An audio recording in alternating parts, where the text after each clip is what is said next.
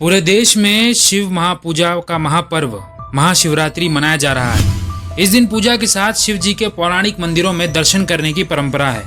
शिव जी के 12 ज्योतिर्लिंग का महत्व सबसे ज्यादा है। जो लोग ज्योतिर्लिंग के दर्शन नहीं कर पा रहे हैं तो शिव जी के किसी अन्य मंदिर में दर्शन पूजन कर सकते हैं। अगर मंदिर नहीं जा पा रहे हैं तो घर पर ही शिव पूजा करें और 12 ज्योतिर्लिंग के श्रोत का पाठ करें। इस पाठ से भी ज्योतिर्लिंग के दर्शन करने का पुण्य मिल सकता है। तो आज इस वीडियो में हम देखेंगे 12 ज्योतिर्लिंग के कुछ खास बातों के बारे में, साथ ही ज्योतिर्लिंग का श्रोत का भी पाठ करेंगे। लेकिन उससे पहले चैनल पर नए हैं तो सब्सक्राइब करना ना भूलें और अपने सनातनी दोस्तों तक जरूर शेयर करें।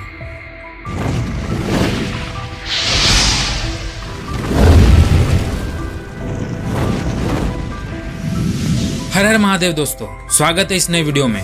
सबसे पहले हम लोग देखते हैं 12 ज्योतिर्लिंग श्रोत।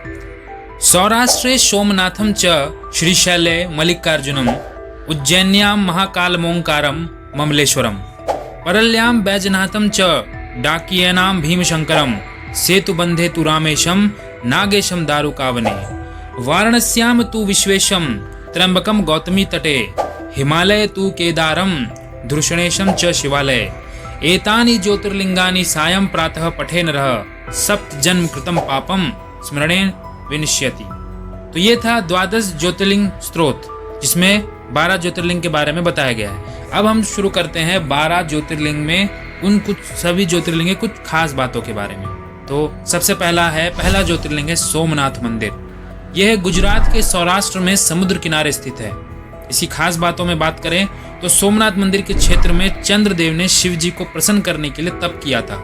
चंद्र की तपस्या से शिव जी प्रसन्न होकर यहाँ प्रकट हुए थे।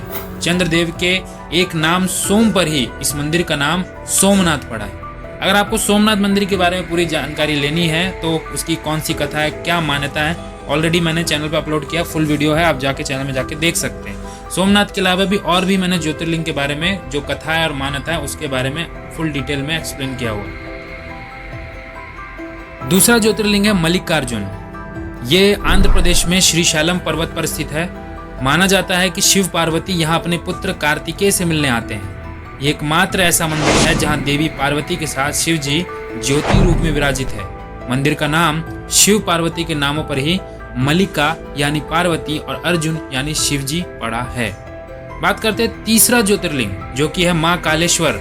ये मध्य प्रदेश के उज्जैन में स्थित है। मंदिर के पास हर सिद्धि माता मंदिर है। उज्जैन में ज्योतिर्लिंग और शक्तिपीठ पास स्थित है। ज्योतिर्लिंग और शक्तिपीठ ये एकमात्र दक्षिण मुखी ज्योतिर्लिंग है। यहाँ रोज सुबह भस्म आरती होती है। ऊपरी तल पर नाग चंद्रेश्वर भगवान का मंदिर है जो सिर्फ नाग पंचमी पर खोला जाता है। बात करते हैं चौथे ज्योतिर्लिंग की, जो कि है ओमकारेश्वर मंदिर। ये भी मध्य प्रदेश में ही है और ये इंदौर से करीब 80 किलोमीटर दूर नर्मदा नदी के किनारे एक ऊंची पहाड़ी पर स्थित है। ये ज्योतिर्लिंग ओम के आकार का बना हुआ है, इस वजह से इसे ओमकारेश्वर के नाम से जाना जाता है। पहाड़ी के चारों ओर नदी बहने से यहाँ ऊंचाई से देखने पर ओम का आकार बना दिखता है। यहीं पास में प्राचीन ममलेश्वर महादेव का मंदिर भी स्थित है। पांचवा ज्योतिर्लिंग है केदारनाथ मंदिर, जो कि हिमालय पर्वत पर उत्तराखंड के रुद्रप्रयाग जिले में स्थित है। बताया जाता है कि शिवजी ने यहाँ पांडवों को बैल रूप में दर्शन दिए थे। वर्तमान मंदिर का निर्माण आदि गुरु शंकराचार्य ने 8वीं से 9वीं सदी में करवाया था। यह मंदिर उत्तराखंड के 4 धामों में से एक है जो हिमालय क्षेत्र में है और इस कारण मंदिर में करीब 6 महीने शीत ऋतु में यह बंद रहता है। छठा ज्योतिर्लिंग है भीमशंकर मंदिर। यह महाराष्ट्र के पुणे जिले में सह्याद्री पर्वत पर स्थित है। श्री राम ने रावण और कुंभकर्ण का वध किया तो कुंभकर्ण का पुत्र भीम श्री राम से बदला लेना चाहता था। भीम ने ब्रह्मा जी से वरदान पाकर उसने देवताओं को पराजित कर दिया था। माना जाता है कि शिव जी ने देवताओं की रक्षा के लिए भीमाशंकर मंदिर के क्षेत्र में ही भीम असुर का वध किया था। भीम का वध करने के बाद शिव जी यहाँ ज्योति रूप में विराजित हो गए थे।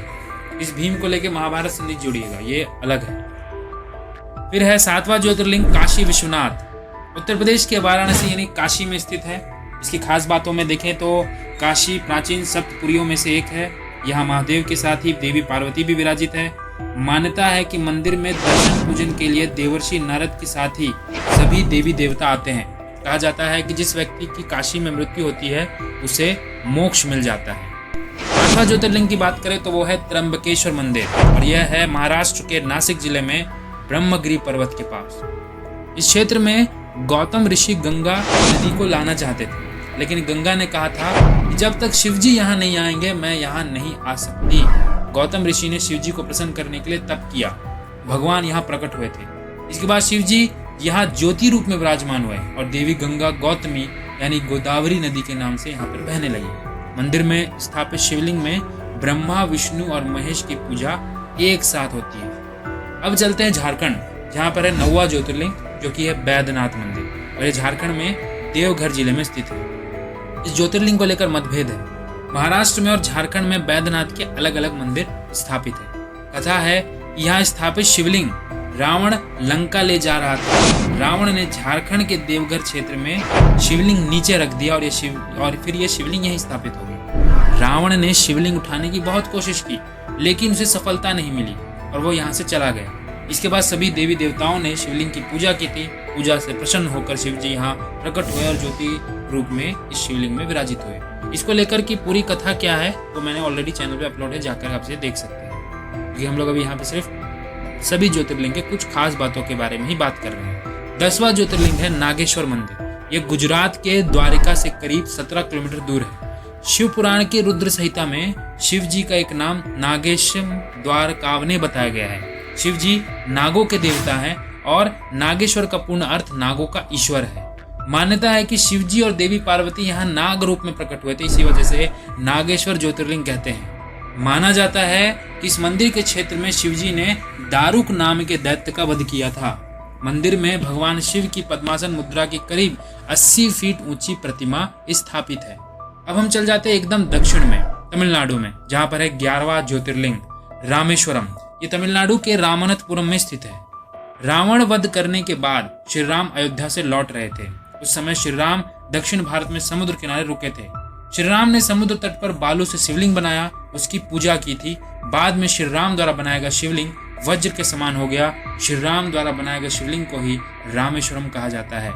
अब बात करते हैं सबसे आखिरी ज्योतिर्लिंग, 12वां ज्योतिर्लिंग, जो कि महाराष्ट्र के दौलताबाद क्षेत्र में है, घृणेश्वर मंदिर। इसे घृणेश्वर या घुष्मेश्वर भी कहते हैं। पुराने समय में सुधर्मा नाम के ब्राह्मण की पत्नी सुदेहा की कोई संतान नहीं थी।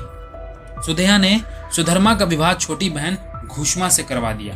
घुष्मा शिव भक्त थी। विवाह के समय कुछ बाद ही घुष्मा को पुत्र प्राप्ति हुई। सुदेहा घुष्मा से जलने लगी थी, उसने बहन के बेटे की हत्या कर दी। जब ये बात घुष्मा को मालूम हुई तो वह शिव पूजा करने लगी। पूजा से प्रसन्न होकर शिवजी प्रकट हुए और उसका पुत्र जीवित लौटा दिया। घुष्मा ने शिवजी से प्रार्थना की कि अब से ये यही विराजमान है। भगवान ने उनकी बात मान ली और यहाँ ज्योति रूप में विराजित हो गए। तो ये था 12 ज्योतिर्लिंग और उसकी खास बातों के बारे में। मैंने बता दें कि ज्योतिर्लिंग कहाँ है और उससे रिलेटेड कुछ खास बातें के बारे में जानकारी मिल गई। थोड़ा भी अच्छा लगा हो तो लाइक करें, अपने सनातनी दोस्तों को शेयर करें और कमेंट में जरूर लिखें हर हर महादेव।